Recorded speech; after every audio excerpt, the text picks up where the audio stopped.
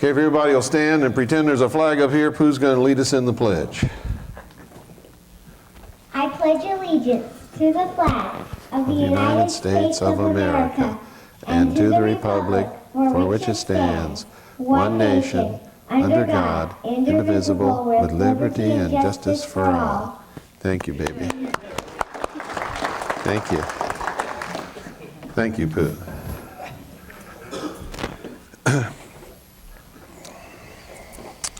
You know, yesterday I talked a lot about children. There was an awful lot of people here. Not as many people here today, but I think it's just important to talk a little bit about children before we start today, because that's really what this is all about. I'll be, I've forgotten. I think 54 next month. I don't have a whole lot of more time to stick around here. And Annie and I could probably just go and, make a good living, and with the rest of our life just have a great time and party and do what we want to do.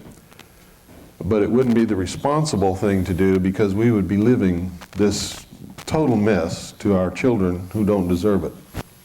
It's our responsibility to leave them something else. And so that's what that's why we're doing all of this. There's a lot of things that I'd much rather be doing. I have a degree in photography, and that's really what I love to do. I'd much rather be up in the mountains stalking a herd of elk to get some fantastic shots that nobody else has ever got on film than be here doing this. But I look at my children and I can't go do that, because it's irresponsible of me to leave the world in the condition that it's in for my children to clean up after us. And the way things are going, folks, they won't have an opportunity to clean it up, because by the time they become of age where they could possibly do anything, it's going to be all over.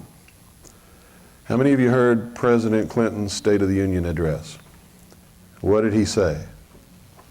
Anybody remember what he said? Huh?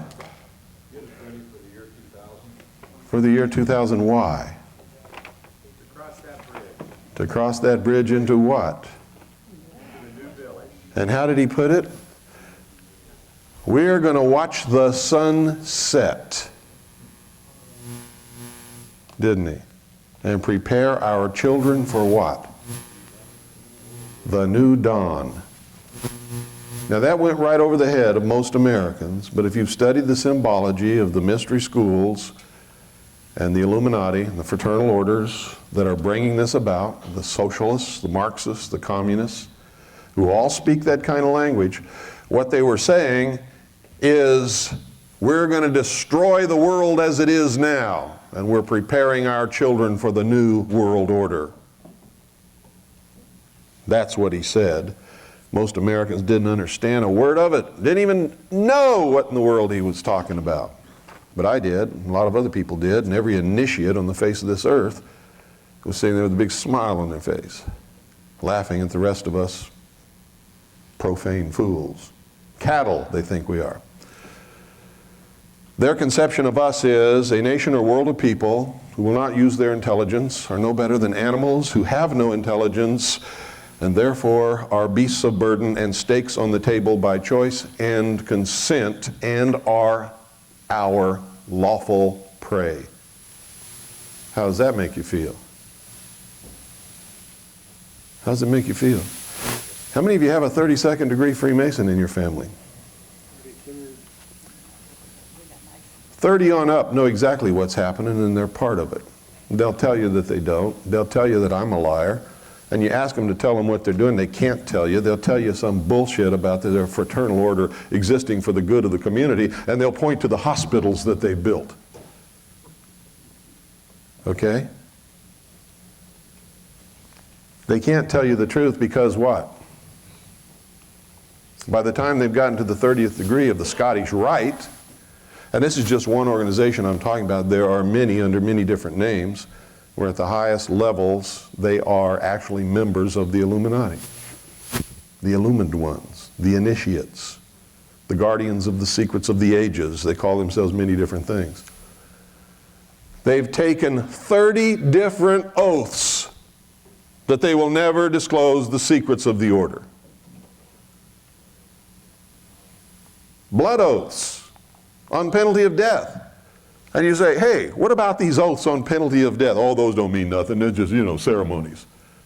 How many of you believe that grown men put on robes and walk around in secret rituals in temples without windows and take blood oaths and don't mean it? How many of you believe that? And if they'll take those oaths and don't mean it, will they mean the one where they have their hand on the Bible? Of course not. They're lying to you. They are liars, chronic liars. One of their ceremonies and oaths give them permission to lie, if it protects the secrets of the order and tells them it's okay. Now, it's important that you know this symbolism so that you understand what these people are talking about. Because Clinton was talking to the nation in the language of these secret orders, and it went right over everybody's head. They didn't even know what he said. And he gave the timetable. What was the timetable? No, he said it in days. 1,000 days, didn't he? Recently at a press conference, Sarah McClendon asked him a question. How many of you saw or heard that or read about it? She said, Mr. President, there's a lot of these crazy people in this country talking about concentration camps, and they're going to be rounding up patriots and all this kind of stuff, and I just want to know if you could say a few words to clear this up, because it's hurting the nation, Mr. President. What did he say? No, he didn't say it's posh. He did not deny it. What did he say? There is no freedom. What he said, folks, is this. He says there's some substance to that. And they can talk all they want to. We're all going in to the new century together, whether they want to or not. Direct quote. Now, how clear does it have to be before somebody wakes up?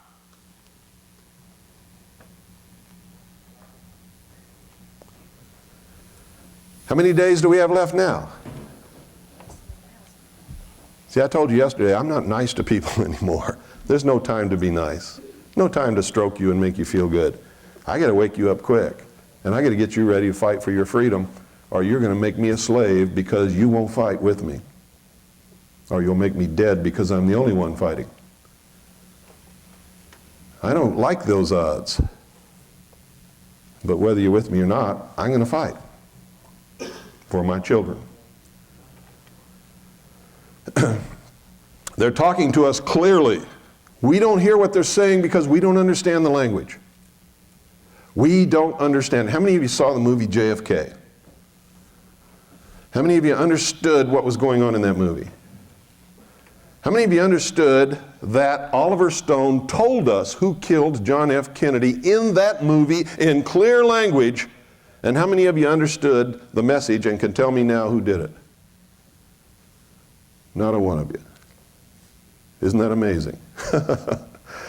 How many of you listen to my show on a regular basis and understand some of the symbology?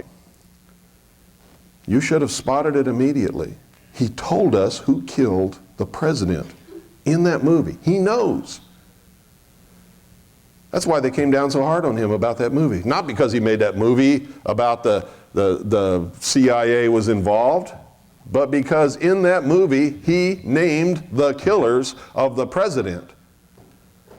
And all of those who participated in that murder understood what he said. The rest of the nation didn't. And it scared them, because there's people like me out there teaching you the language. It scared them. Oliver Stone scared them. Now, you all saw in Dealey Plaza yesterday, what was there? Those of you who were here yesterday. The obelisk. The penis of Osiris.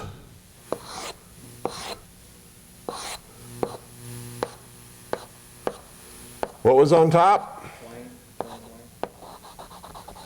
The eternal flame.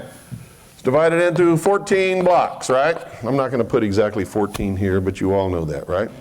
Right next to it is what? Reflecting pool. Long, rectangular. That's the vagina. This is the penis. This is the vagina. This is the masculine. This is the feminine. This is Osiris. This is Isis. Osiris represents the sun. The reflecting pool represents the moon. The sun is the doctrine, the power, the God. Represents the source of all life on earth. The feminine reflects the light of her master. The feminine is the church. Isis is the church. Remember the story? Osiris was killed by Set. Where do you think we get sunset?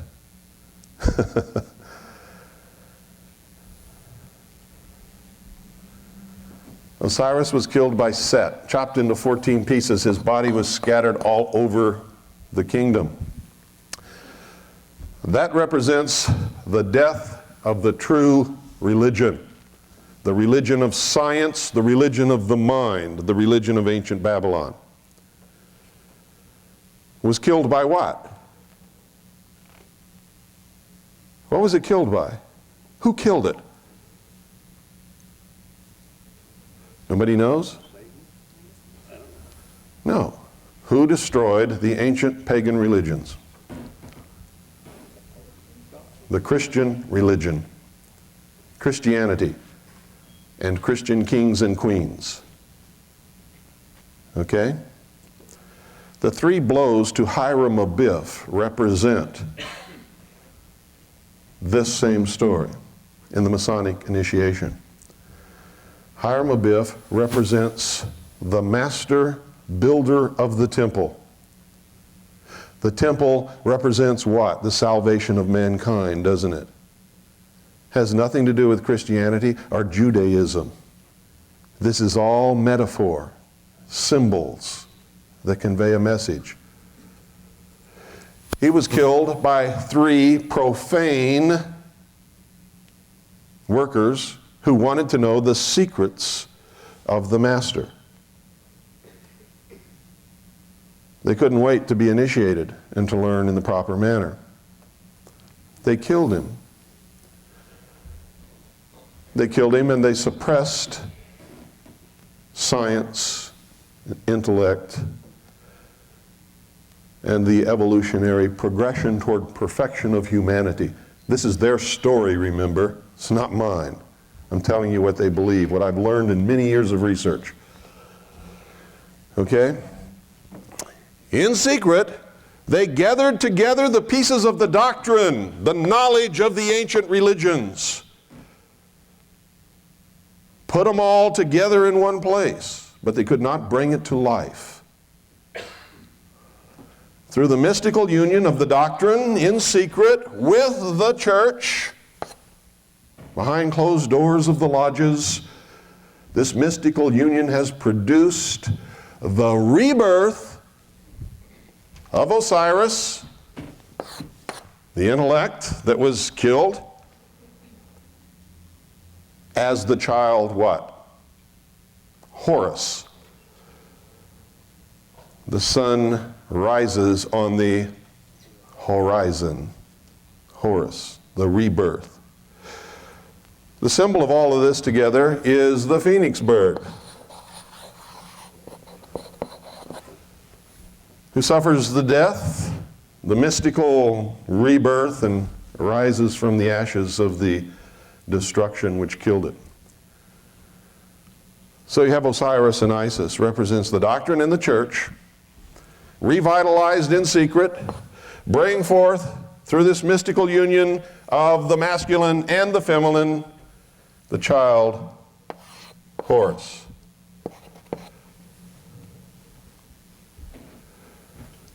The child Horus is the full body of initiates, the adepts, the illumined ones, the priests,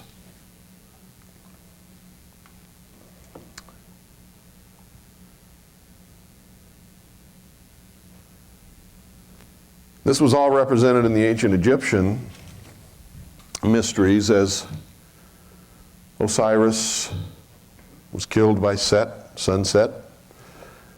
He rode in his boat through the underground, through the mystical union between the dead parts assembled together by Isis, except for one. There produced the next morning the child Horus, which is the rising sun, who would then go to the zenith, do his father's work in the temple, become Osiris dying, and the whole pattern would repeat itself again. It meant something different in those days than it does now. What I've given you here is the modern interpretation.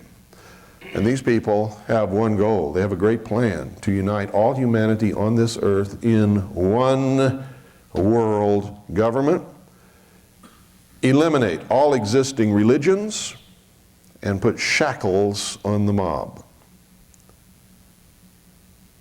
That's their goal. They're sworn to that. Everybody in America looks around for the enemy. They can't ever find the enemy because the enemy is your mothers, fathers, grandfathers, brothers, sisters, uncles, aunts, and friends next door who belong to these secret orders. Freemasonry, AMORC, the Rosicrucians, the Knights of Pythias, the Knights of Malta, the Knights of St. John of Jerusalem, and I could go on and on and on and on. The ones at the lower levels don't know dip about what they're involved in. They're the fools. The ones at the highest levels are members of the adepts, the Illuminati, who work behind the veil, who are the 1,000 points of light, to bring this to fruition all the time.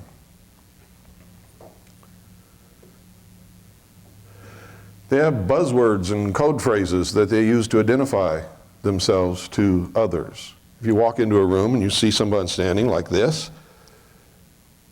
he is a member of this secret order. He's identifying himself to others who know the secret signs. He has his feet in a 90-degree angle, and that tells every other adept in the room that he is one of them. There's another code word that a very famous man uses. When I raised my arm to the square, because when they take their initiation, they become in the 3rd degree, they put their arm on an open Bible on a square. Never heard that before, did you? There's a lot of other ones. Oh, are you a traveling man? Oh yes, I travel from west to east. And what are you seeking? I'm seeking the pure light of knowledge. Or I'm seeking the light of the Master. How many of you have heard people talk like that? Anybody in here? Majority of them would say they've just been to the And they're always going from west to east. Why? Where does the sun rise? In the east. In the lodges, where's the source of knowledge and society come from, civilization? The east. Always. Why does the master of the lodge have his chair in the east? He represents the rising sun, the new dawn, the golden age. See, when Clinton made that statement to the Congress and to the world, he was delivering a message. We're going to reach the fruition of the work of hundreds and thousands of years of our secret order, and we have 1,000 days left until its reality. And we are preparing our children for the new dawn. That's what he said.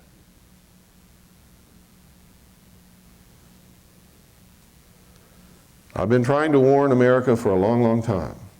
Time has run out, folks. It's all over.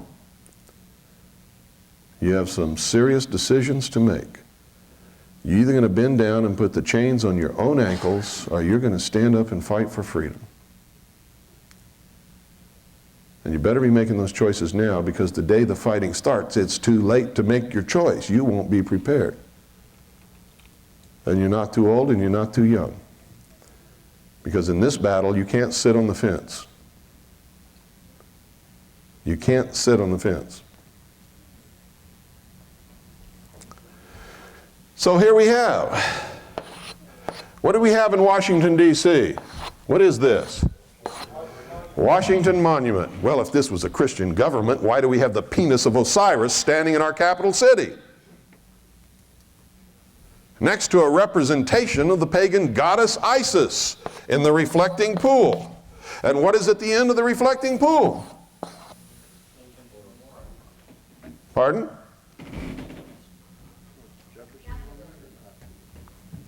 Lincoln's Memorial. Well, I think you all better go home. There's two ends of the reflecting pool. And I think you better take a good look at a map of Washington, D.C. and find out what's there. Okay? That's your homework. Find out what's there. Where is the seed of the child Horus germinating?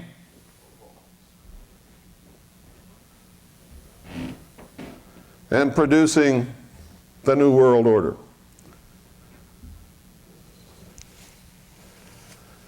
Washington, D.C. wasn't built by Christians, folks.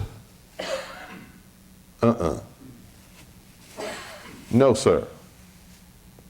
And no, ma'am.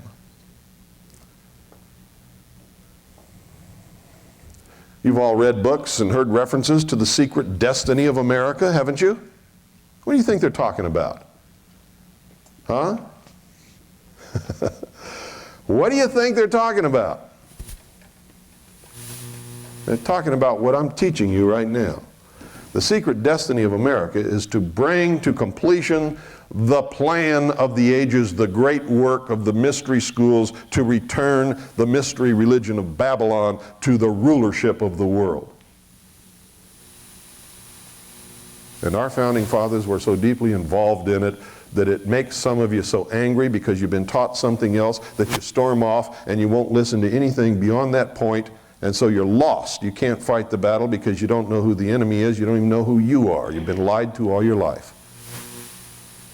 This is the age of deception. Who is the great deceiver? Even the elect shall be deceived. When are you going to learn that?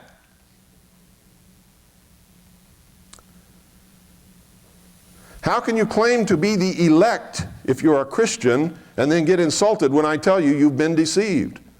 Your own book tells you that. You've been lied to all your life. All of us, not just you, me, everybody. I wasn't born with this knowledge. Most of my life was spent in stupid occupations and endeavors that meant absolutely nothing to anybody anywhere except in my silly mind.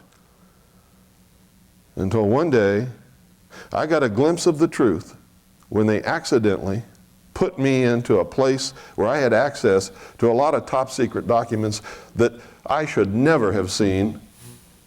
And all of a sudden a light came on in my head, and I spent the next 20 years trying to figure out what it all meant.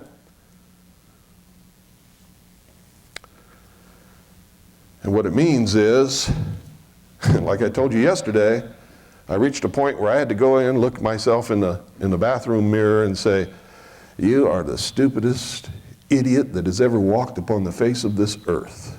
And you got to stop it right now." And there's nobody who's going to escape that. And if you haven't done it yet, you're going to have to do it someday, because it's true. You don't want to do it, but you got to do it. That's what's neat about doing it in the bathroom. Nobody has to see. Okay? You're not going to be embarrassed except to yourself.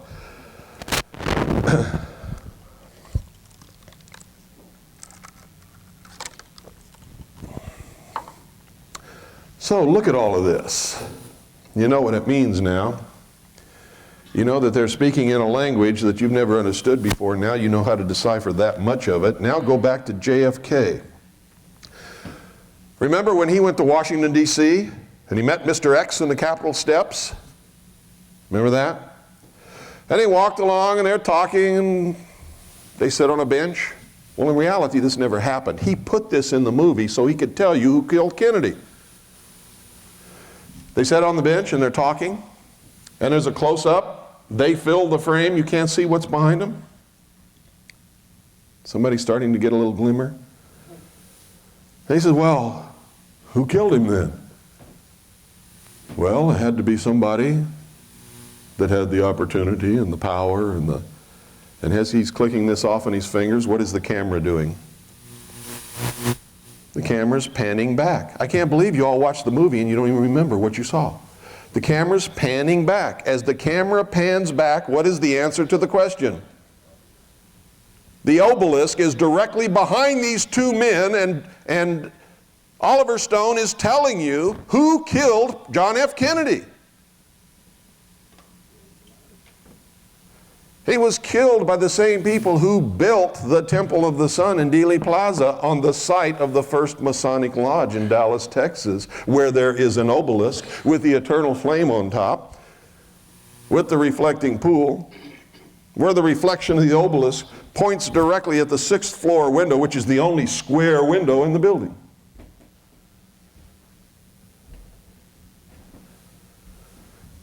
Where there are the 4 quarters of the Temple of the Sun.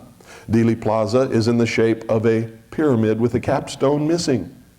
What is the eye on top of the pyramid in place of the capstone? It's the tunnel under the railroad overpass.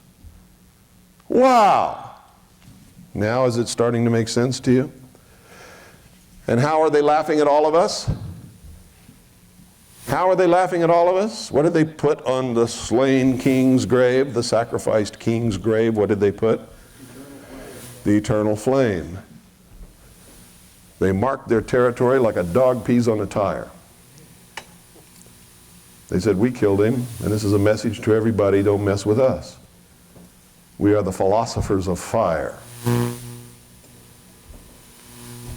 We are the guardians of the secrets of the ages. We are the all-powerful hidden force of humanity, and we are going to enslave the world in our new world order, whether you like it or not. And they can do it as long as everybody remains stupid and doesn't know what's going on or who's bringing it about.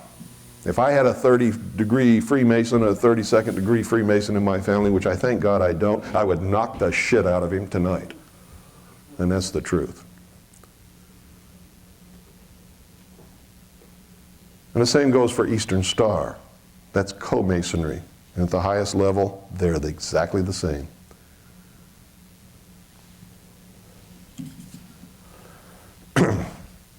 I know some of you don't want to hear these things, but it's the truth. Now I'm going to play a little videotape. And it's you saw part of it, some of you tomorrow. Now I'm going to play it all the way to the end. And if Doyle, if you'll come up here and start that. I'll play it all the way to the end now, and you'll get to see what I'm talking about here. You're going to see Dealey Plaza as is laid out. You're going to see what's in Dealey Plaza in reality. You're going to look at it. And then at the end, you're going to see some clips from Oliver Stone's film. And it's going to hit you right upside the head with the reality of the recognition of the lesson that you just received. And you're going to be staggered by it if you really care about what's happening in this country.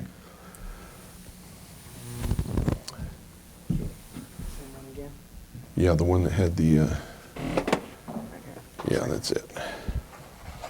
Watch out for the speaker, we get a lot of feedback. Okay.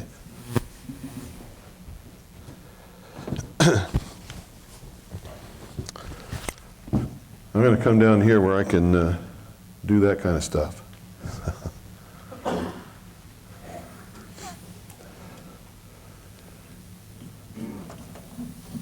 Rewind it all the way, Bill. Yeah.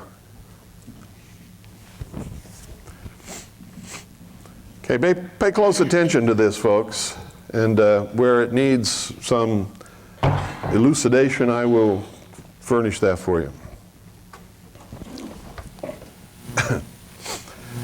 If you're not in a position where you can see this screen real good, I would advise you to change your position now. Gary, wanna-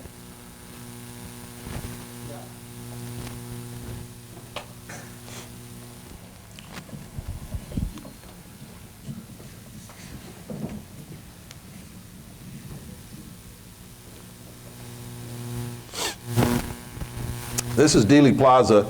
You can see that the layout is in the shape of a pyramid with the capstone missing up here. But there is a railroad overpass which creates the eye in the triangle that's normally above it. These are the four quarters that the pencil is pointing out of the Temple of the Sun, just like Stonehenge. If you take these four quarters, this is on a grassy knoll.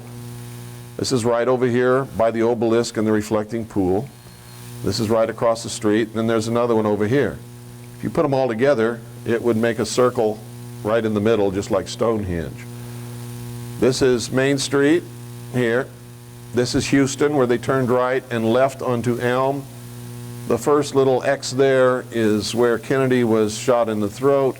This is supposedly where he was shot in the back, and this, of course, is where the killing blow, the headshot, was administered. These are the exact same wounds suffered by Hiram Abiff in the Masonic initiation. Blow to the back, the throat, and the head. This is an aerial view from helicopter of Dealey Plaza and a couple of the sections of the Temple of the Sun. That's the grassy knoll. There was nobody on the grassy knoll with a high-powered rifle with a scope on it. It's the corner of Main and Houston. People go to Dealey Plaza every day and walk around and don't see anything. Right over here is the entrance to the parking garage where Lee Harvey Oswald was shot. See, everything took place in Dealey Plaza. It had to. It had to take place in the temple. And what time were they moving Lee Harvey Oswald that he was shot? You see, it always happens at noon. The sacrifice is always made at noon. Here's the obelisk. If you count those blocks, there's exactly 14. There's the eternal flame. If you notice, all the windows in the book depository building are domed. All of them, except for one. The 6th floor.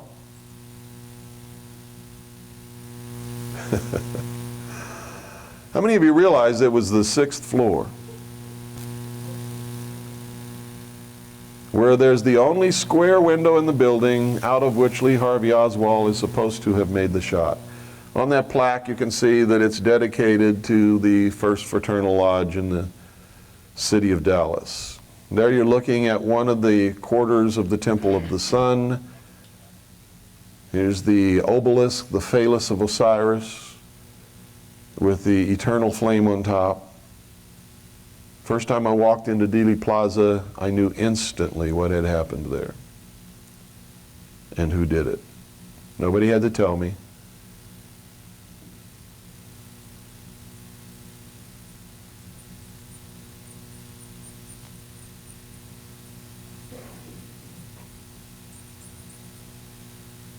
They're also known as the secret college, the secret government.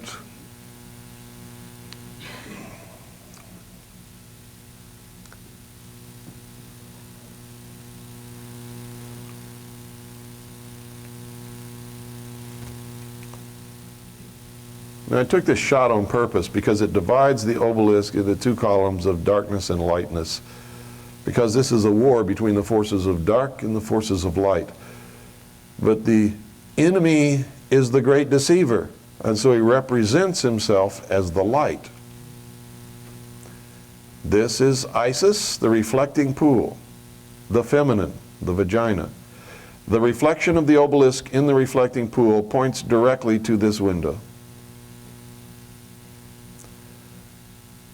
That's the only square window in that building. Even the ones up here have domed tops to them. They keep that window propped open all the time with a little box in there so the public will know which window Lee Harvey Oswald was supposed to have shot John F. Kennedy from. However, he was not up there. This is where Oswald was shot, in the parking garage there.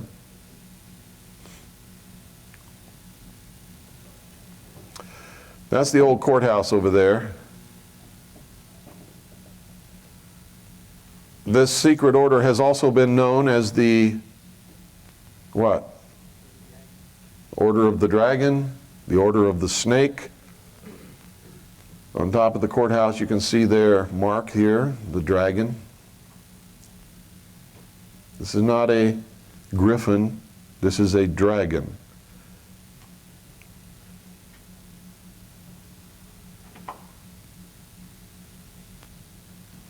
Look at all those people, oblivious. Oh look, a little, let's throw a penny in and make a wish. See where that's pointed to? If you look at the reflection, it's pointed directly at the 6th floor window. Look at this guy, he's cool.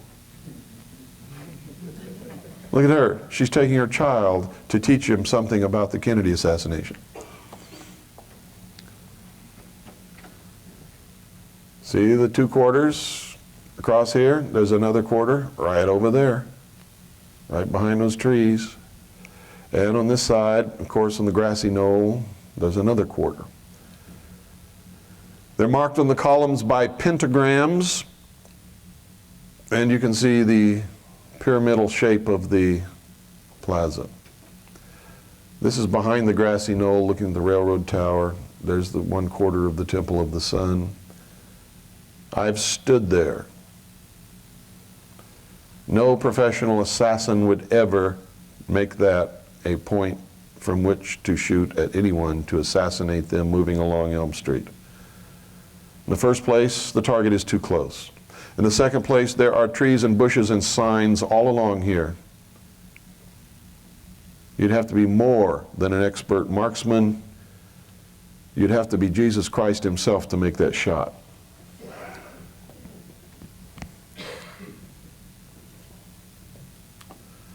And I really don't think Jesus Christ would be up to it. That's the railroad tower where you've heard testimony about. Right over here is where Zapruder stood, right on there. See that little wall? That's where he was standing when he took his famous Zapruder film. Right there is where the car came around the corner, turned, and came down this way.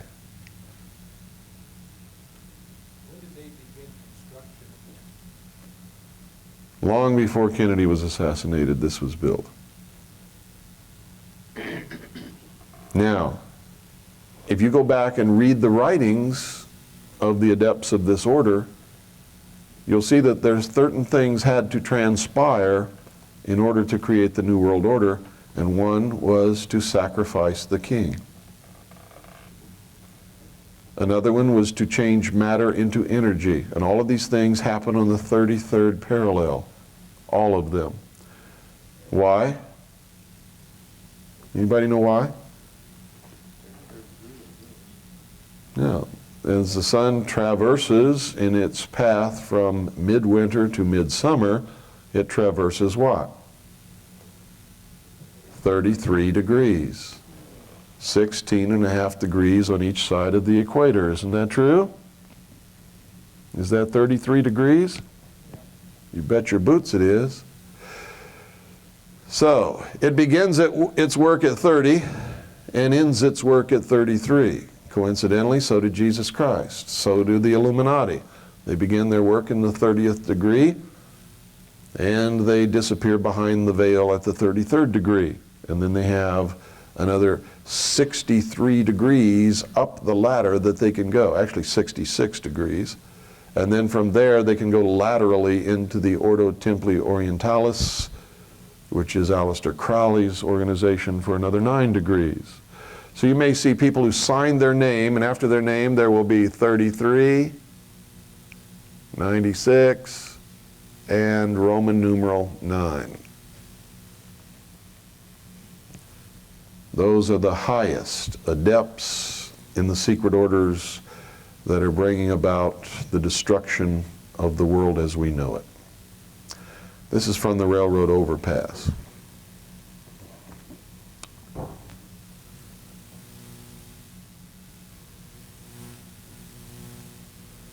Look at that. From the railroad overpass, or from down where Kennedy was actually shot in the head, you look up, that pyramid of that other building is right above the spot on the book depository building, under which is the square window from which Lee Harvey Oswald supposedly shot John F. Kennedy. But Lee Harvey Oswald was never there. He was never up there. We have a photograph of him actually standing in the doorway of the book depository building as Kennedy is being shot. He's watching the motorcade go by as any normal human being would be doing. Is that the sign that they pass behind when they're driving? Yeah. That's one of them. The one that you're thinking of was actually up further. Where the Up umbrella there. person's at? That sign's been removed.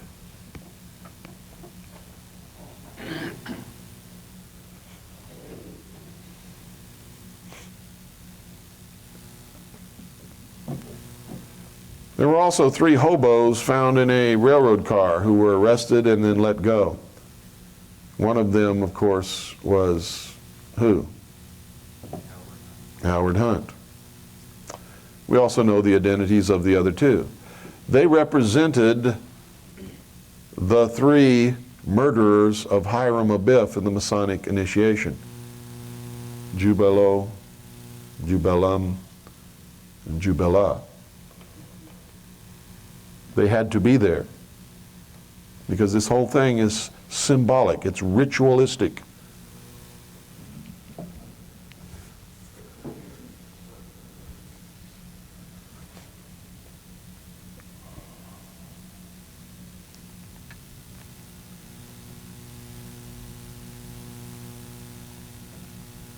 Uncle Jim will tell you, oh,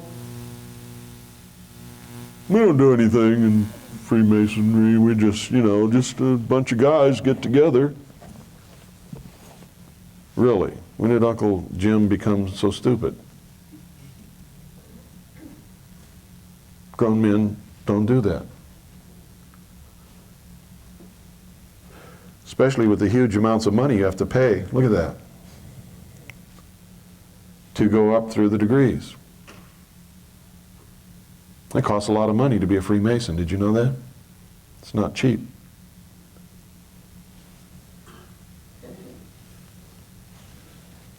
You see in each of those posts, right there, there's a pentagram. Would you point that out, please, the pentagram? It's on the posts of the sections of the Temple of the Sun. Everywhere there's a post and the top member crosses, there's a pentagram. When it went in there for that close-up, you could have seen them very clearly. But I failed to point that out at that point. But if you go to Dealey Plaza, you'll see them very clearly. Also, if you purchase our Zapruder tape, it's on there. All of this footage is on our Zapruder tape, including the Zapruder film, including frame by frame, so that you can examine every frame any way you want to, front, back, forward, all of it. Is that pyramid in the back of that building or the top of it? It's in back. It's another building that's been built. There's John F. Kennedy, President in the Oval Office. Is there volume on this, Doyle? I don't remember. I don't remember where the volume comes in, but there's going to be volume coming up here shortly.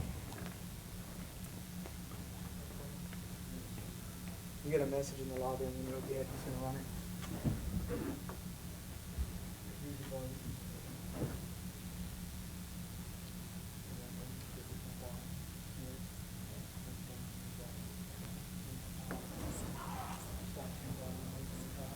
In 1974, they had a big white circle on the window of the book depository. When I went by it, did that have any relevance? The white circle is one of the symbols. It's the snake eating its tail. Usually you'll see that there's a dot in the center of the circle. That's the symbol of the phallus of Osiris also. It's also the symbol of the generative force, the intercourse between the male and the female, or the unification of the doctrine in the church, which produces the child Horus. This is the Zapruder film. You'll never see it better than this in your whole life. This is the very best copy that can be obtained anywhere. Now, it's a little off color. That's this TV set. There's a little bit too much red, but it's not going to stop you from seeing what you need to see.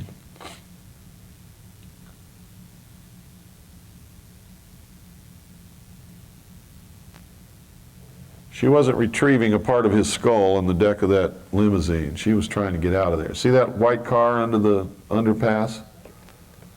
That car was there and didn't start to move until Kennedy's limousine almost ran into it. That car belonged to the chief of police of Dallas. I should say the Dallas chief of police. Here it is a little slower.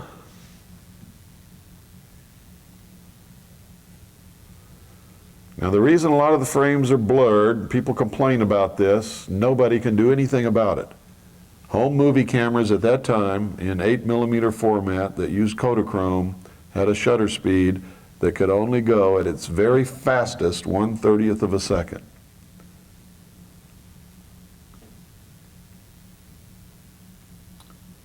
So if you're hand holding any camera, I don't care how good you think you are, and you're shooting at 1/30th of a second, you're going to have most of your photographs come out blurred, especially if you're tracking something that's moving. Every once in a while, through a trick, see, here's the umbrella. Every once in a while, through a trick of fate or accident or something, you will get a perfectly clear picture, but it's very rare. Kennedy's been shot in the throat. Somewhere along here, he's shot in the back. You can see when Connolly gets hit because his cheeks puff up and he falls back into his wife's lap. You can see up here, watch this.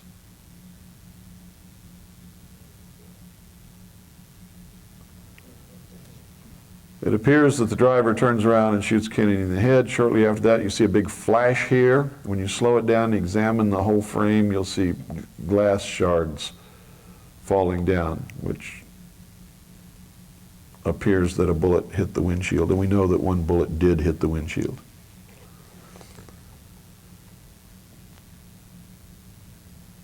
Jacqueline was trying to escape from that car. Think he had a hunch he was being set up? I don't know. If I had a hunch I was being set up, I've learned to listen to my hunches. I wouldn't have gone to Dallas.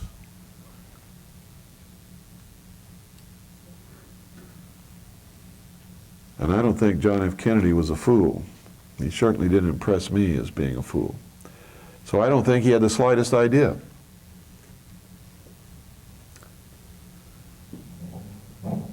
When was he shot? November what? 22nd. What month is November? What day? Add the two together, what do you get? 33. Dealey Plaza is just a very short distance from the 33rd parallel. In fact, on a very large map of the world, it is on the 33rd parallel.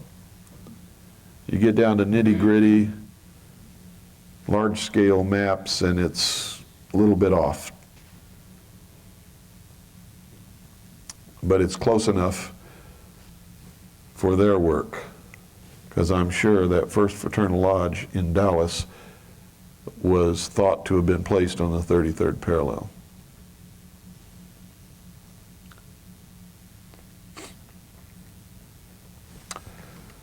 These are just some frame by frames.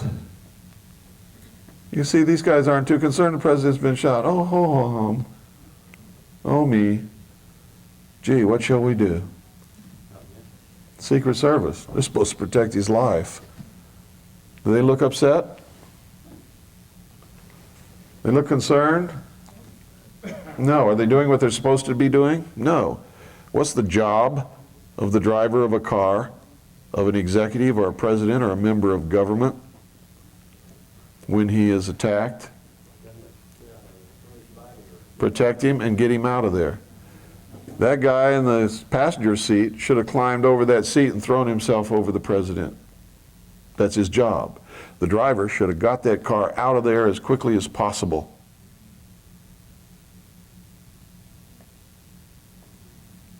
They didn't do either of those things, did they? No. When we examine this very closely, we find some strange things. We find the emulsion scraped off the film here, here, all up here in the front seat. Up here we find, some people say that's a reflection on Kellerman's head, but it's not, because his headline goes right where I'm showing you. Well, I can't hold it steady enough, but right under here. It's actually floating above his head. It's not on his head at all. The emulsion was scraped off here. It was scraped off here. Emulsion has been scraped off up here. This is not chrome. These are the visors of the car. You'll see flesh that appears to throw the same reflection as sunlight on chrome. That's impossible. All of these white places, you see, this is actually where it's been scraped off, not only on his head, but up into the grass.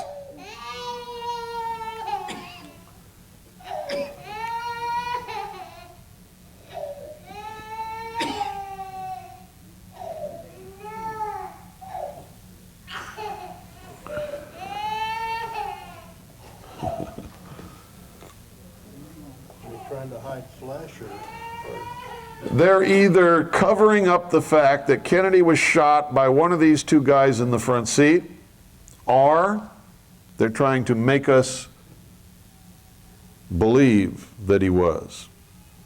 We don't know, because we can't tell what's there where they've scraped the emulsion off the film. Look at this. That's where the emulsion's been removed from the film. Here, here, down here. Here's Kellerman's headline, right there.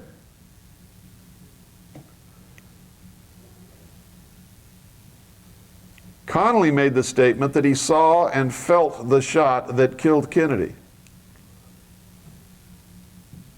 What we can't see is Greer's right arm. Where's his right arm and what's it doing? Look at this, Kellerman's head, if that's a reflection. See, here's his headline right here. When you blow that up, it's easy to tell. So there's emulsion scraped off the film above Kellerman's head and across Greer's face, all across here, across Kellerman's forehead, inside the car where there is no sunlight hitting at all. There's no sun hitting down in here. It's all in shadow. So we don't know what they're trying to hide or what they're trying to make us believe. You can't tell. When the film is played at normal speed, it looks like Greer turns around and shoots the president. When I was in the Office of Naval Intelligence, I saw top secret documents that said the driver of his limousine, William Greer, is the man who administered the headshot. Would Mrs. Connolly and especially her know if somebody fired a gun from the front seat? Why would they not? Sure they would know. Why would they not say anything? They didn't want to be next. If the Secret Service, the person who guards the president, is involved in killing him, who's safe? Who was guarding Jacqueline's children? Who still guards them? The Secret Service. If it was safe in that car and the assassins were outside the car, why did she try to get out of the car? If you're in a car surrounded by people trying to kill you, would you try to get out? No. I'd be beating that driver over the head with my purse. Get moving, sucker!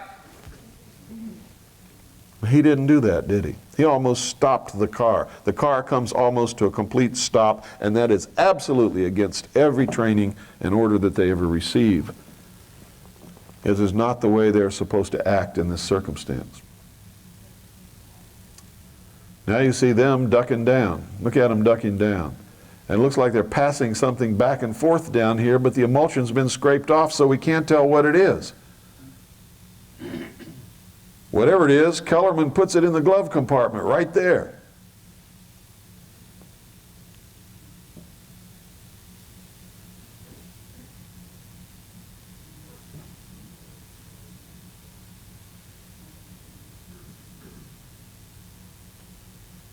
Look at this. This is flesh and clothing. Here's where something hits the windshield right here. See the glass fly? And after they cut, too. Yeah. And that bullet came directly in front of the car. What's in front of that car? Another car parked under the overpass in which the Dallas Chief of Police is with another member of the Dallas Police Department. It didn't come from top of the overpass because there's people up there. And nobody shot from up there. Although there was a train on the tracks up there behind those people who were looking toward Kennedy's car, there could have been men with high-powered rifles on top of those cars with silencers shooting at the president. It's possible. And as soon as the president was assassinated, that train moved out and nobody ever chased that train to find out if there was or not. But all this is conjecture. Conjecture means nothing, at least in my world. You can throw conjecture out, but don't ever start to believe your own conjecture or anybody else's. Only believe what you can prove. Conjecture is worthless. Yeah.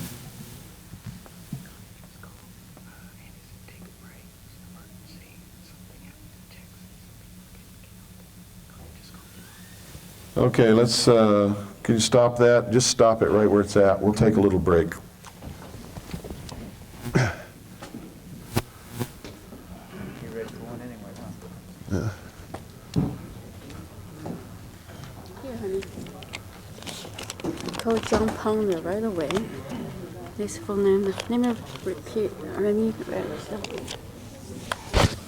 Yeah. Is Doyle out there somewhere?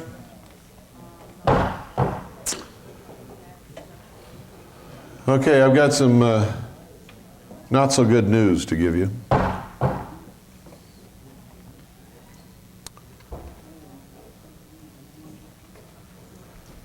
think most of you know by now that I'm the Director of Intelligence for the Second Continental Army of the Republic, which is one of the largest militias in the country.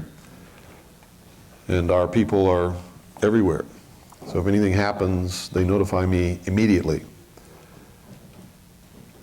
Just a very short while ago, some of the people from the Republic, the so-called Republic of Texas, went into town in Fort Davis in a van and were arrested by the sheriff.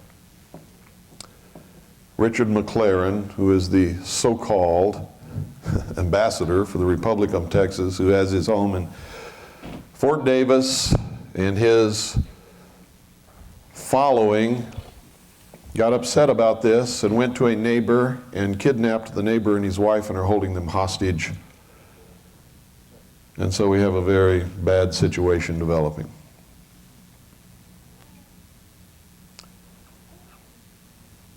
The official position of the Second Continental Army of the Republic, I have just spoken with the commanding officer on the telephone, is that since they have taken hostages, we cannot support them in any way whatsoever.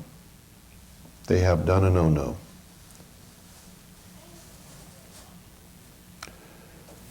So now you know what's going on, you know our official position. You're going to have to make up your own mind what stance that you take on this.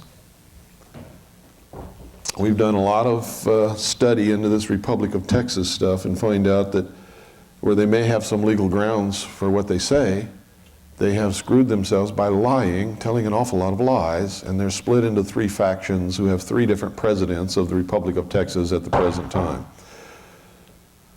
Richard McLaren, who claims that he is the official ambassador for the Republic of Texas, was officially kicked out of the Republic of Texas by one of the other two presidents. So, you know, at this point, when they go and take innocent hostages, they've gone beyond the pale of being legitimate. You can't do that.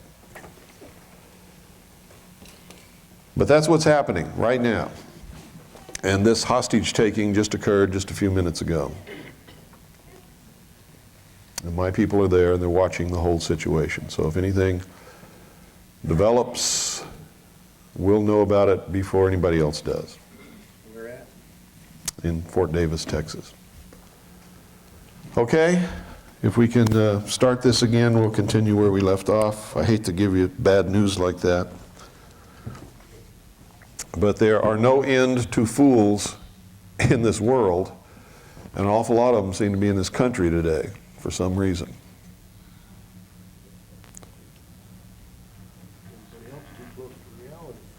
Yeah. Who's the video expert that we had? Has he disappeared? They're both watching TV. Could somebody, does anybody know where they're at?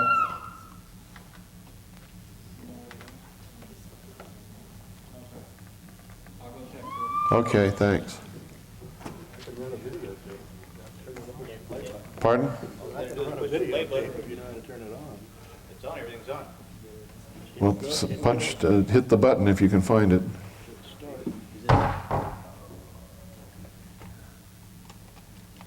See, it's not so easy, is it? Big round knob up there that says play on the big. Here he comes. Here comes the expert.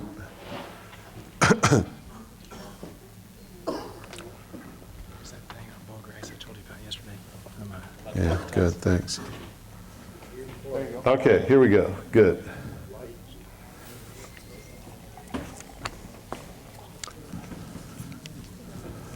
So, we continue. You can see in the back seat now, you can see nothing's been done to Kennedy or Jacqueline at this point. Now, do you think in just a second's time, all of a sudden, they're going to be reflecting light like you never saw before in your life? Look, watch this. He's hit in the head now. Whatever hit him in the head isn't just a projectile, it exploded. This is an explosion that occurred upon impact. Now all of a sudden you can't see the wounds. And now all of a sudden there are great big reflections here on stuff that should be covered with blood and things that are not reflective. They've literally, once again, scraped the emulsion from the film. They did a very poor job here because you can still see some of the red tint to the blood. It literally blew half his head off is what happened. Well, see this? This is emulsion scraped off of the film, even into the grass. Look up here. The grass and the curb, the emulsion has been scraped away also.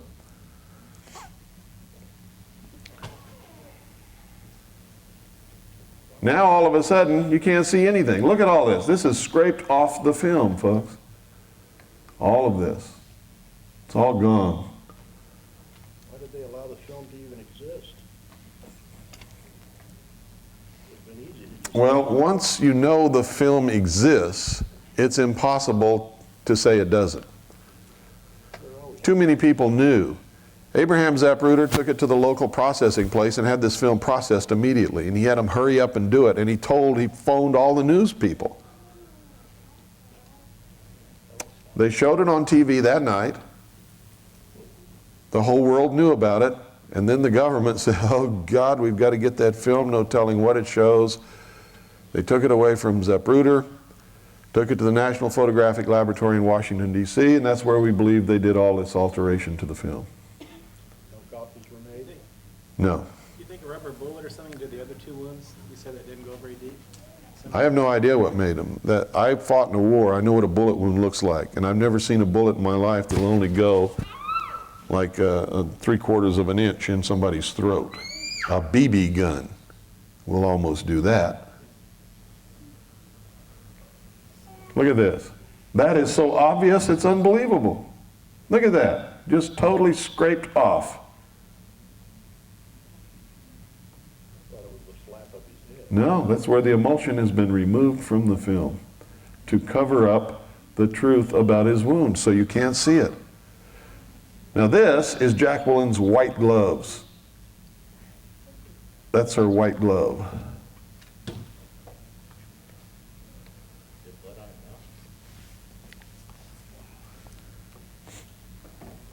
She has blood all over her.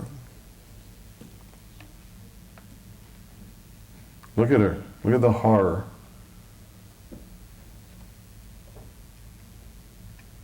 Now that's a woman who's been protected all her life. Never been close to anything horrible. From one of the most wealthiest families in the country. Taken care of, pampered, always had money.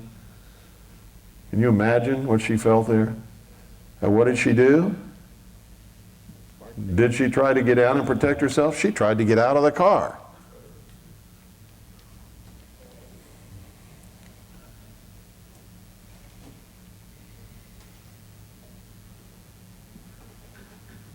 Connolly's laying down in his wife's lap, yelling, "They're going to kill us all." She said, "Not me. I'm leaving." "Stay if you want to. I'm getting out of here." Now look at the deck. Look at the rear lid. There's nothing there. These two things are antennas. They're supposed to be there. These are handholds for the Secret Service. There's nothing else on the deck of that car. There is no piece of his head. She did not go back there to pick up anything. It's a lie. You can see it. Anybody see anything there that's not supposed to be there? Anybody in this room? No, because there isn't anything. You've been lied to for years by people who tell you that they're experts telling you the truth, like Bob Groden, one of the biggest liars that's ever lived on the face of this earth. He claimed he was the world's leading independent photo analyst, and he analyzed the Zapruder film. He never told you that it was doctored. He never told you that this brake light right here was opaqued, which is a common term for blocking out the passage of light through film. You can see the other brake light right there, it's clear as day. Both of them were working fine. This one's been opaqued. Because normally when they show it on television, you can't see that brake light. They did a quick job, a very quick job, blew it up, made a copy, and gave it for use on television, where you only saw that brake light.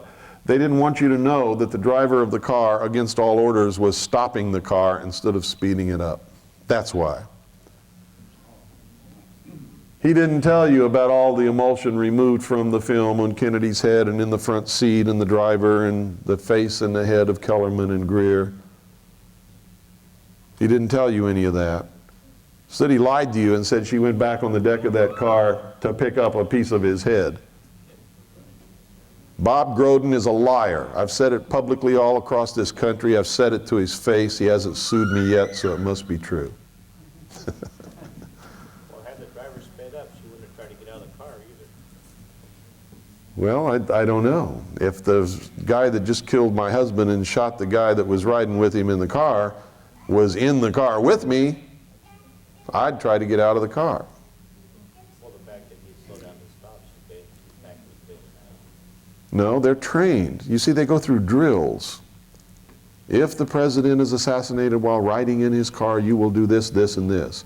They're supposed to get down on the floorboards. The driver is supposed to maneuver the car and do what he's been trained to do to get them out of the kill zone, out of the area of danger, and take them to safety. The Secret Service people following and in front of the the president's limousine have jobs that they're supposed to do. They're supposed to pinpoint the direction of the fire and return fire and kill those people as quickly as they can. Yeah, they've done that job in Reagan. They've Yeah. done what they're supposed to do in Reagan.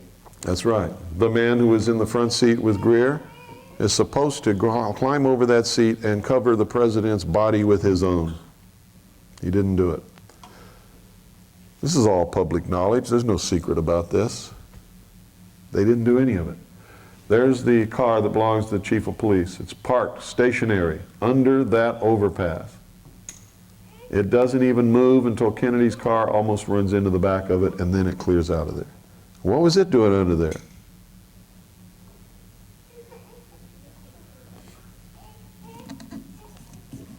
What happened to the driver's career or his lifestyle after this? Did he live for a while? Yeah. Did he suddenly have a nice home in the Caymans or something? No, he didn't deviate from his normal. No. No, none of them did. But you see, that's not the way the Illuminati works. You do it because you're told to do it, because it's a part of the great plan. And you've taken an oath that you must do what you're told to do when the order asks you to do it. Whatever. The order will take care of their family. That's the promise. If they go to jail or they get killed, they did it for the greater good.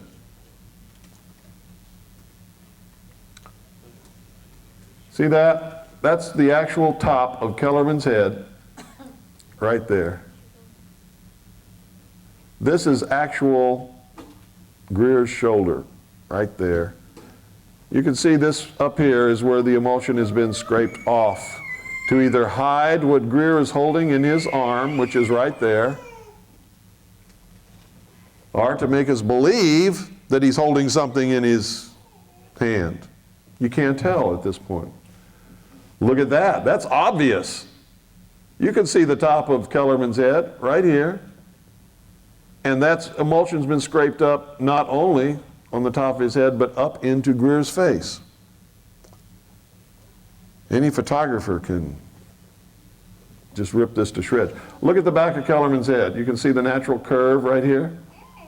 Look at this. It's all been scraped off up there. People say, Cooper's crazy. That's a reflection off of Kellerman's head. To get that kind of reflection on anybody's head, ladies and gentlemen, would require a whole jar of Brill cream.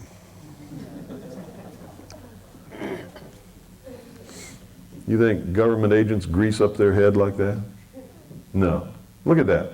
There's the natural curvature of Kellerman's head. That's not a reflection on his head. It's where the emulsion has been scraped off clean above his head and across Greer's face. Can you all see it clearly? Am I telling you the truth? Appears to be right. If you can't see it well, come up and look for yourself. Get closer. I don't want you to go out of here with any doubts. What's the horizontal white patch that leads toward the Well, I can't see it now. You're too late. Got to be quick.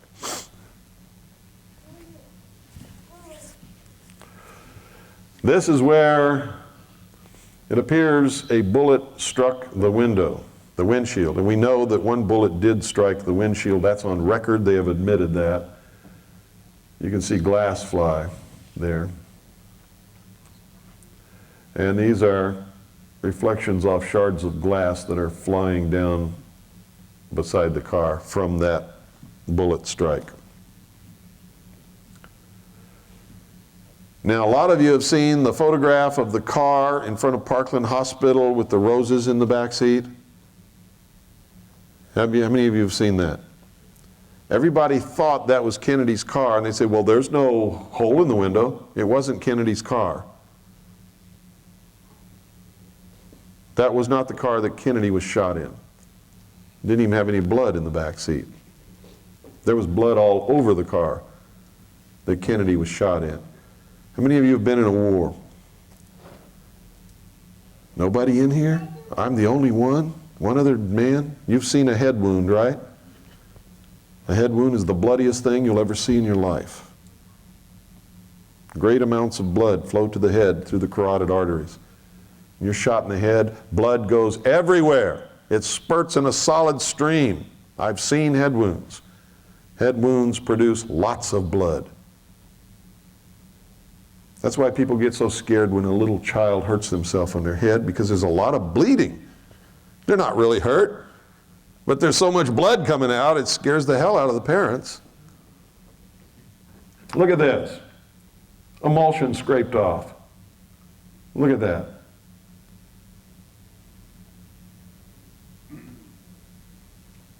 Look at it. Scraped off even up into the grass. That's not on Kennedy, that's way up in the grass. And the curb. Across his forehead where the bullet struck. His face. All scraped off.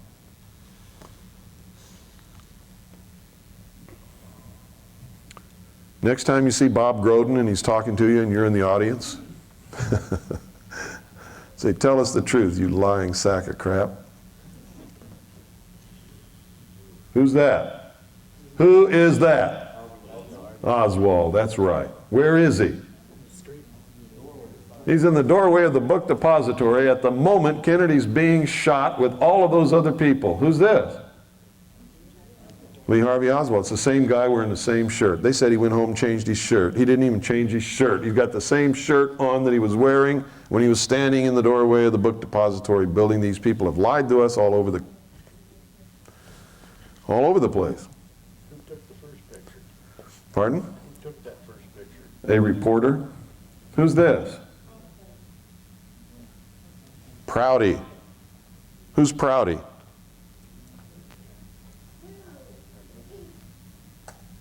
Not for one moment.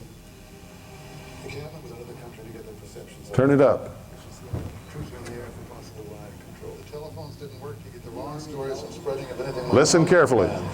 Nothing was left to chance. He could not be allowed to escape alive. Well, I never thought things were the same after that. Vietnam started for real. There was an air of, I don't know, make-believe in the Pentagon and CIA. Those of us who'd been in secret ops since the beginning knew the Warren Commission was fiction. But there was something deeper, uglier. I know Alan Dulles very well. I briefed him many a time in his house. But for the life of me, I still can't figure out why he was appointed to investigate Kennedy's death, the man who had fired him. Dulles, by the way, was General Wyatt's benefactor. I got out in '64, resigned my commission. I never realized Kennedy was so dangerous to the establishment. Is that why? Well, that's the real question, isn't it? Why?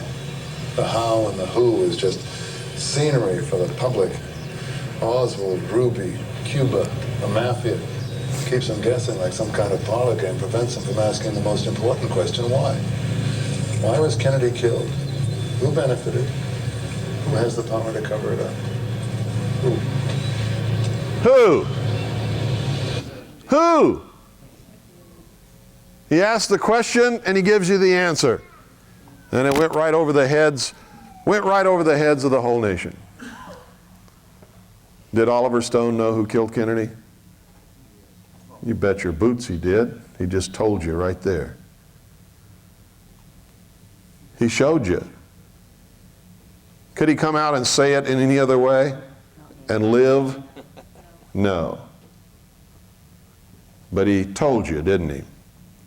He did the best he could. He can't help it if we're all so damn stupid, can he? He knows what I know. He showed you. He told you. He asked the question, how plain can it be? And then he backed off the camera and showed you. Go ahead, let it go. Or I'll tell you what, let's just go into, take that video out and put in 2001. And we'll start from the beginning. I'm going to show you how they communicate all the time, and it goes right over our heads. We don't understand it. We don't know it. We miss it. How many of you saw the movie 2001? How many of you understood what you saw? You understood it? What? Give me the message. Pardon? Yeah? The man was evolved from ape. Okay, good. Rebirth man to a baby. You got it. But the rebirth was what? As a new race in the new age. And the message was, if you can't make this quantum leap, you can't be a part of it. That was the symbol of the baby floating in space. The birth of the new root race going into the new age. And if you can't make this quantum leap and understanding that we're showing you in this movie, you can't be a part of it. You will be exterminated, rounded up, put in prison camps, used as slave labor, executed, whatever. We'll try to get some use out of you, but you cannot be in the new age with us. The new dawn, the rebirth of humanity. You starting to get the message? Are you really? Because if you don't, you have no idea how important this is. If you don't, you're lost. You won't even understand what happens and why it's happening to you. Yes, sir? What do you mean by root race? Have you studied the writings of Blavatsky or any of the New Age religion, which will be the new religion of the one world order? You need to. Everybody says, I'm not going there, it's New Age stuff. That's the work of the devil. I'm not reading that because it's not Christian. If you don't read it, how are you going to understand it? How are you going to know how to fight the enemy if you don't know who the enemy is or what they believe? You've got to. Okay, back it up. Amen to what you said.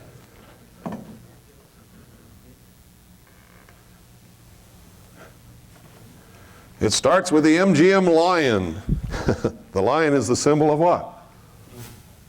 The king, the ruler. Okay, here we go. Watch this carefully. Remember, Osiris, Isis, Apollo goes across the heaven in the chariot. Osiris rode across the heavens in the boat of Isis. You're going to see it here in a moment. All of the symbology is going to be played out in front of you. Watch carefully. Who is Lucifer? How art thou fallen for heaven, O Lucifer, son of the morning? What is the son of the morning? Horus, being reborn as his father Osiris, right? Actually, Osiris being reborn as his own son, Horus. It's also played out in The Lion King when the little lion looks into the pond and sees his father staring back at him in his own reflection. There it is. There's Osiris riding across the boat of Isis. Isis is the moon, Osiris is the sun. Isis reflects the pure light of her master. Check it out.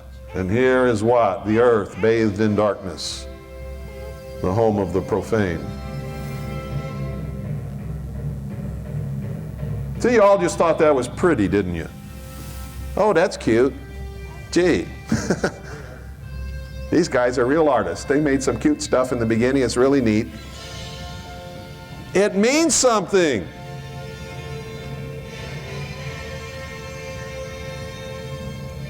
They're showing you the mystical intercourse between the sun, the phallus of Osiris, and the moon, Isis, which produces the full body of initiates.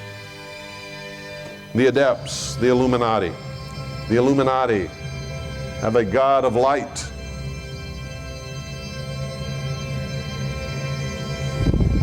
Hi, sweetheart. Then the 2001 means something. Annie, would you come and get baby? I have to do this, okay? Please? I'm sorry, honey. I can't pick you up right now. Now, this is all symbolic. Here, what do you see? The golden dawn. This is the dawn of the golden age. The dawn of man. There's nothing here. Some clouds, some ground, no green stuff growing.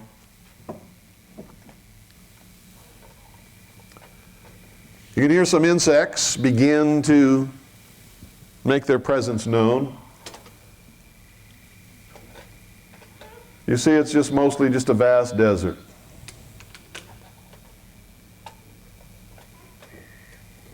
The sun rises higher, and what happens? You see things beginning to materialize. Trees, shrubs, some grass is growing. There is the phallus. The generative force is at work. You hear the wind blowing. When the wind blows, it signifies an age is passing, a long period of time. But the Spirit is moving upon the waters. That's the way the Bible would say it. Here, they say it with the wind. A long period of time is passing. Things are happening.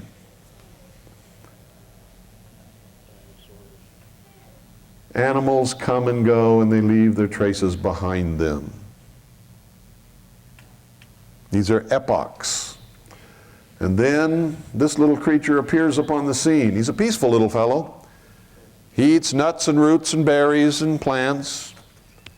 He lives peacefully side by side with the animals that he will later kill and eat. But now it's the age of innocence. It's the Garden of Eden. Nobody's killing anybody here. They all live peacefully together. Occasionally we'll see some grunts when somebody tries to eat what somebody else is eating, but that's about it. And it's daytime, it's peaceful, everything is cool. You can see.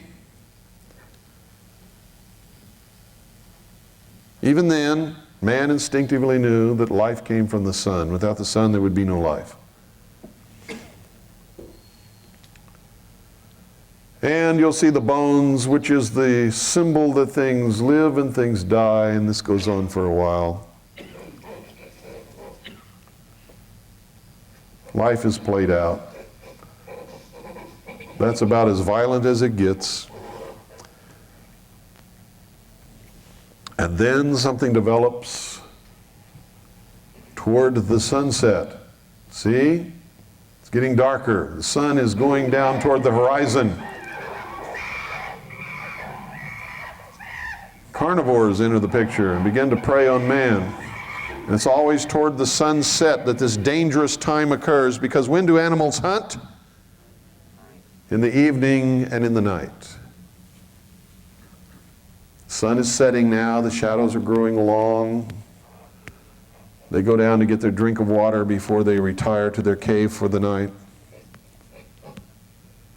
They're peaceful, nice little fellers. They don't sound too sweet, but then, you know, sometimes when I'm a little bit irritable, neither do I. What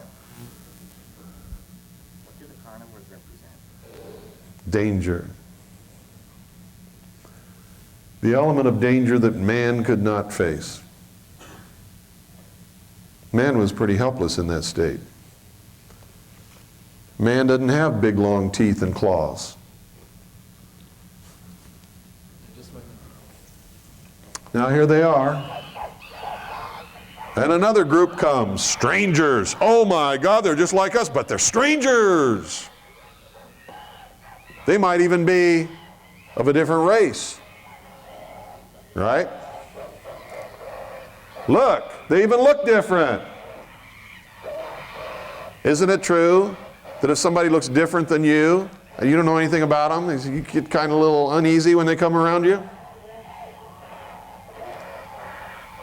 That's the root of hatred between the races.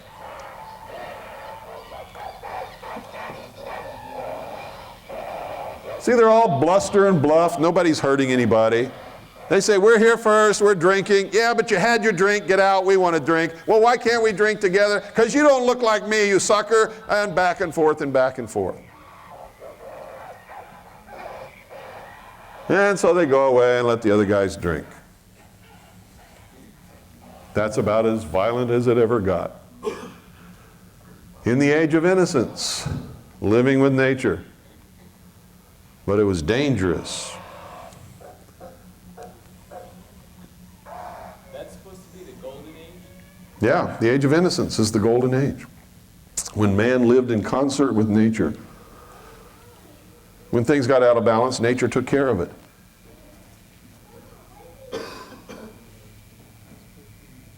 Sun is setting. The leopard has its kill. Man retreats into a place of safety, which represents the womb. Goes in the cave. The womb. There's the womb. While he's in the womb, evolution is taking place. It's also nighttime. What happens at nighttime? Huh? Monsters come out. Gets dark, doesn't it? What happens when it gets dark? You get scared if you can't see what's going on around you. And if you were these guys, you'd have reason to be, wouldn't you? Anybody who says they never got scared in the dark is full of crap. It's the normal state of things. Most of us big guys aren't supposed to admit it, though, are we?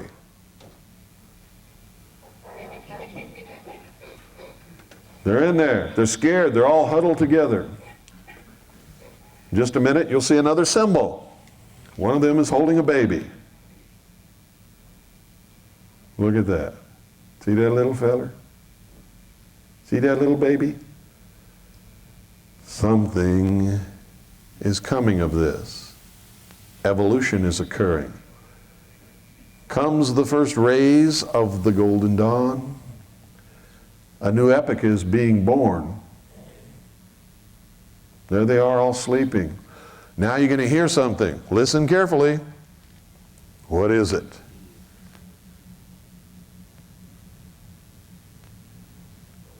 He hears it.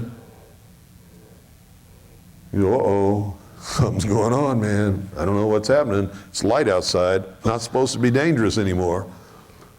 This is weird. Hear that? What is it? Bees. Another symbol of the mystery schools. What does it represent?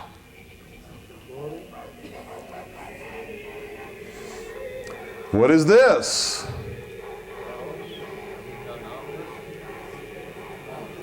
It's a monolith. It is the black stone of foundation. The stone of foundation that was here from the beginning. The Bible talks about it. The mysteries talk about it. There is a reproduction of it in the meditation room of the United Nations building. It is represented by obelisks. It is the generative force. It is the symbol of the truth. It is the symbol of the gift here of intellect to man in his primitive state by Satan. When this little fellow gets up enough guts, he's going to touch it, and he will be imparted intelligence. Is that also called the Philosopher's Stone? The Philosopher's Stone, no, is the perfection is a symbol for the perfection of the human race. That's what they're working toward. The discovery of the Philosopher's Stone, which is the perfection of the human race. Here he goes. Oh, I can think.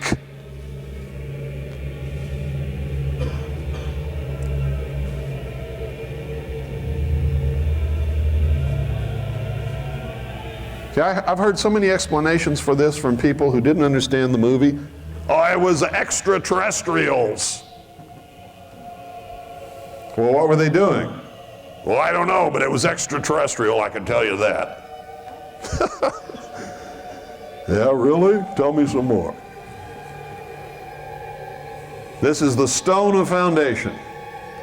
The smooth black stone that you will also find in the upper entertainment area of the Luxor Hotel in Las Vegas. How many of you have been there? How many of you have seen up in the entertainment level that shiny, smooth black wall that reflects everything? That's it. Bill, that was reversed with the moon above the sun, just above the I don't have the slightest idea what you're talking about, and I don't have time to do it now. Okay, man now has been imparted the gift of intellect. Let's see how he uses it. Let's see how smart we are. What do you think he's going to do? First thing man's going to do with his newfound ability is kill somebody. Hooray. Here he is. Oh, look at that. That's the temple of initiation. You can see the God of illumination rising above it. What is the capstone of the temple? The eternal sign, or the honor. The master mason, the initiate. He is now the first priest, the master of the lodge. He sits in the east. And he holds the power of knowledge that no one else has. He has the first original thought. He is the first priest, the first king, and the first power upon earth, outside of the natural realm of the forces of nature. Whoa, did you see that?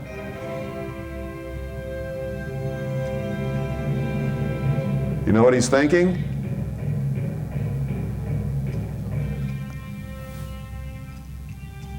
I'm God. That's what he's thinking. I'm God. I'm God. I have the power. I am the leader. Don't mess with me because I know something that you don't know. I can think.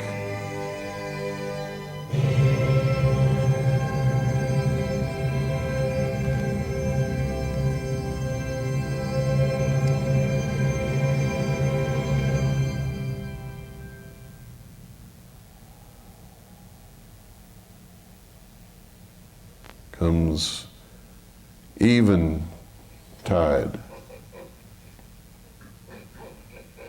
What's he eating now? Doesn't look like veggies to me. He's eating meat. He's learned how to kill his neighbors that he used to live peacefully with.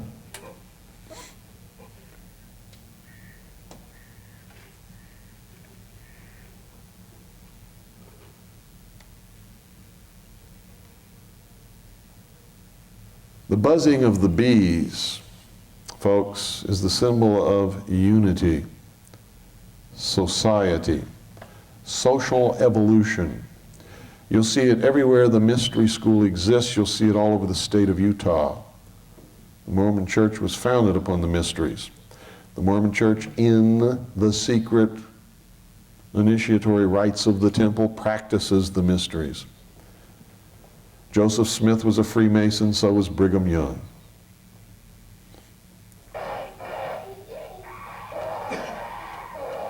If you're a Mormon, I don't mean any disrespect or insult, but from me you get the truth. How you deal with it is your business.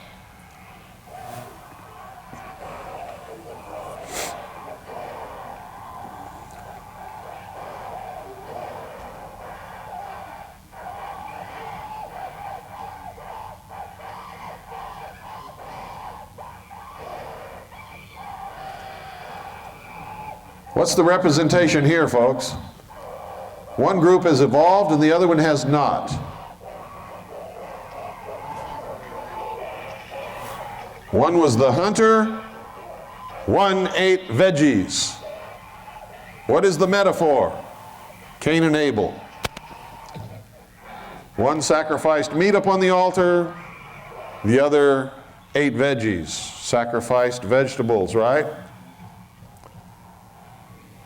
Cain slew his brother Abel.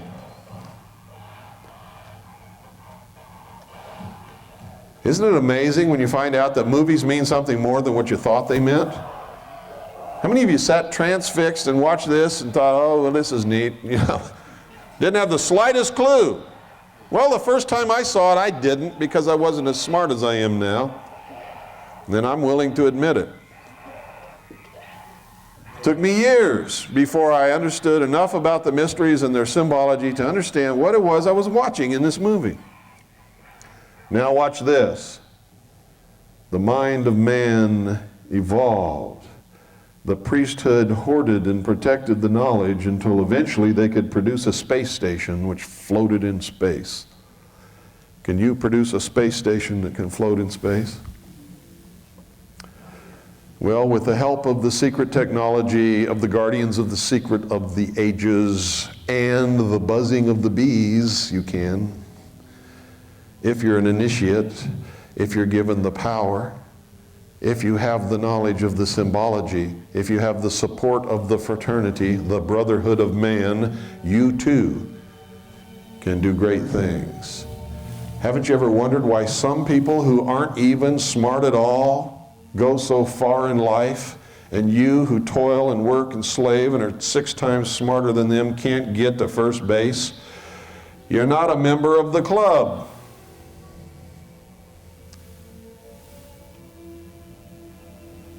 They're not going to pull you up. They're going to slap you down. They're going to pull their brother up.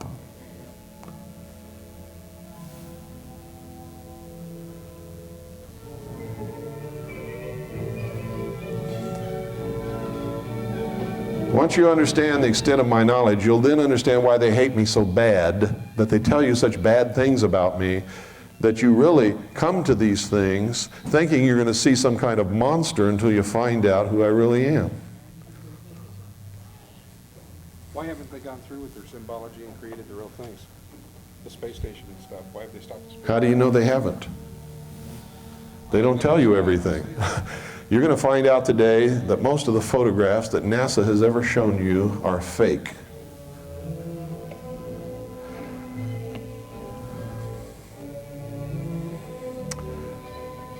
Okay, we don't need to go any farther than this with this. It goes on to show man in this journey but through space. Is it about space? No, it's about man. Who survived? Smart guys. Huh? This was about the survival of the fittest of the human race. Who is worthy of being accepted into the new age? Who has the knowledge? The man who had the greatest knowledge. The man who could survive against all the odds. Who was Hal? Hal was a computer. What did Hal represent? The technology of man that he created through his knowledge. It was telling us, hey, we're reaching a point where we have to stop this insane advancement of technology. Because we've reached the point that the public doesn't even know yet. In secret, we have created things that can destroy us all. And on the spaceship, could you believe they built this big computer to run this spaceship and they didn't have an off switch? There's no switch to turn this thing off. And this machine interpreted the actions of the astronauts as being against the mission that the machine was assigned to perform, and it began killing off the astronauts. And by the time they realized it, it was too late. There was nothing they could do, and he searched high and low for a switch. There was no switch to turn this thing off. He had to crawl up in the machine and cut wires and pull out circuit boards and all kinds of stuff, and he luckily made it before the machine got to him. H-A-L. Advance them one letter of the alphabet. What is it? IBM. Were they talking about the IBM Corporation? No. But what was the symbol of technology at that time? Computers. IBM. Right? What happened to him when he reached Jupiter? What did he see floating out in space? The stone of foundation. He went out and looked at it. He found a way to look inside of it, and what did he see? He said it. Another universe. Inside this stone of foundation, there was another universe. A whole other universe. He began to develop the mental mindset, what they call,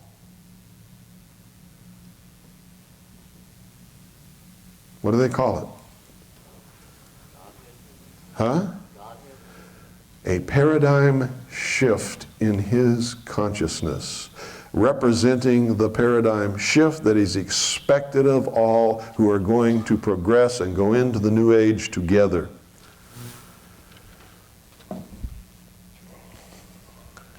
All of this stuff about him laying there and then looking up and seeing himself in the doorway and then looking in the mirror and growing older and all of this kind of stuff, that was his confrontation between himself to make this paradigm shift where he was reborn.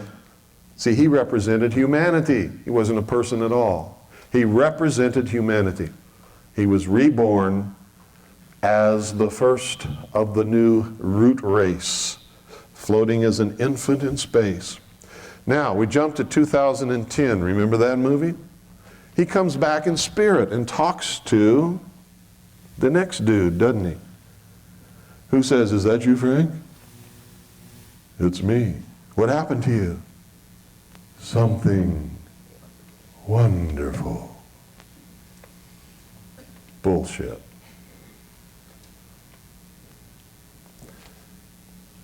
This wasn't a message to you. It was a message to the adepts of the world, telling them that the fruition of their great plan is coming into being, and that this is what they're going to have to do.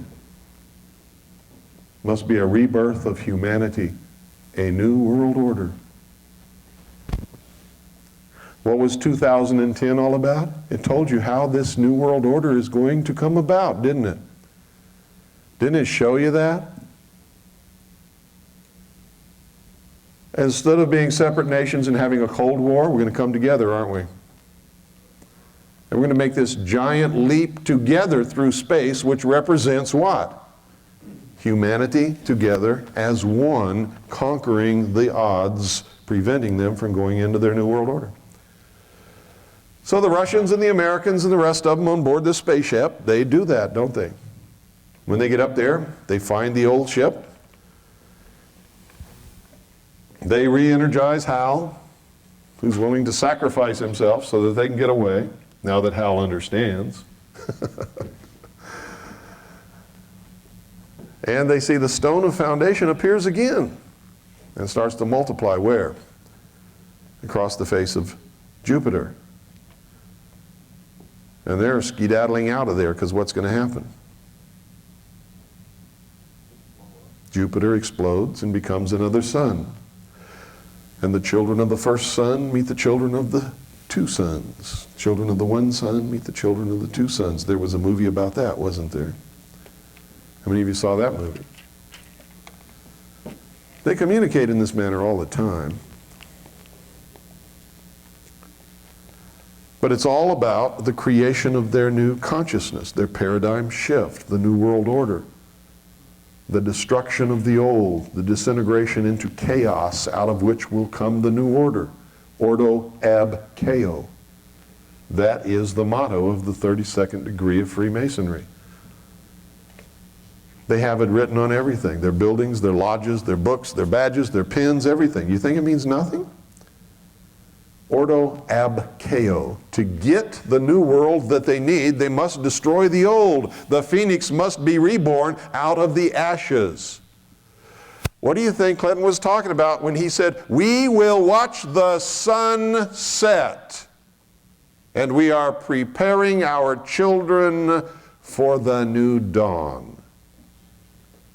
Do you get it yet? Does everybody get it? Do you understand it? Is anybody here who doesn't? Okay, you all get the William Cooper School of Symbology diploma. I'm glad you got it, because it is so important that you get it and that you understand it and that you know what's happening. Because if you don't, you're helpless. You're just another person in the long line of refugees with a dead body beside the road. And you don't want to be that. Right? Yes, sir. The computer that without the off switch, is that symbolic of the unchecked intellect? Yes. In other words, the foundation of everything is intellect, built upon intellect. That's right. Denial of any God, spirit. They want to really, literally, return to what they call the golden age. But they don't want to do it with the risks involved. They want to go to a simpler life where technology and the intellect and learning and knowledge is controlled by them. And the rest of us just sort of live like children in their care. Socialism, that's what it is. That's what socialism is. You give up all your rights, you give up everything, You agree to accept my rules for you, and I'll take care of you. In other words, we want the whole human race to stop being adults. You become children again, we will be your daddy. We are the only truly mature minds, and thus are the only ones who are rightfully endowed to rule. You're just profane cattle. We'll allow you to live if you'll do it on our terms. And if you won't, we're going to get rid of you. You're going to make that paradigm shift, or we're going to kill you, knock you off, use you for slaves until you die, whatever. We'll get some use out of you if we can. And if we can't, we'll just simply eliminate you. That's their plan. Yes, sir. Gives new meaning to we did it for the children. Yes. It has nothing to do with the children of under 18. It has to do with us children. The children of the new age. Because I keep hearing this children crap. It's Yeah. like, hey, it doesn't ring, you know. That's right. Yes, we went in there with tanks and we killed all those people for the children. To save the children.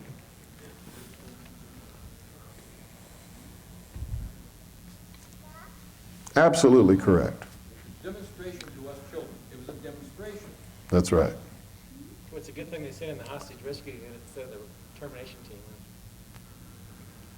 Yeah. Okay, now things are going to get a little more interesting. We're going to see some of the technology and talk about some of that. I brought some stuff up here we're not even going to get to.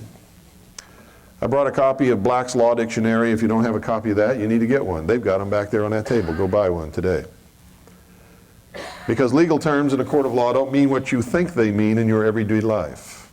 The way you use terms in your everyday life have no standing whatsoever in a court of law.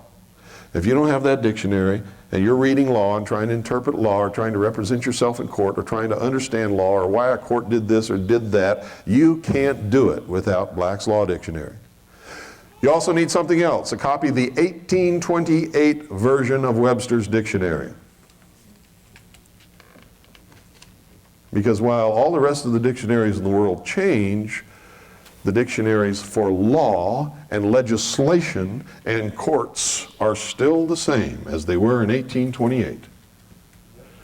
Webster's. Give them the phone number how to get that. I didn't bring it with me. Do you have it? What is it? 1-800 1-800 352 352 3223. 3223. 1-800-352-3223. Call that number and they'll tell you how to get it. You must have a copy of Webster's 1828 dictionary. You'll also notice that everybody tells you there's no such thing as the Illuminati. Look up Illuminati in that dictionary. Get a copy of the Encyclopedia Britannica before 1900 and look up Illuminati and see how many pages they devote to it. See, one of the things they do is when they gain power, they eliminate the evidence of their existence. That's why the older books are the best. They tell you the most truth. The newest books you can buy today will only tell you psychobabble, propaganda, new age, paradigm shift bullshit.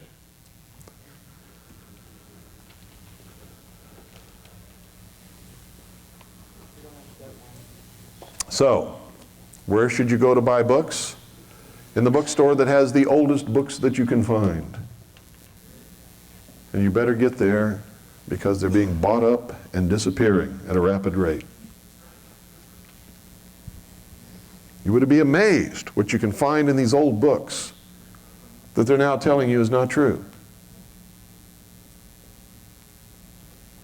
Absolutely amazed. It's incredible, as a matter of fact. Sort of like Clinton in the same paragraph. That's right. Okay, what we're going to do now is we're going to take a little video trip on a long time ago when I was first trying to disclose to people what's going on. I made a video called Project Red Light. I thought we didn't have any copies at all until I was getting ready for this trip, and I found a copy. I also found that tray of slides. Just for this trip, I just found it.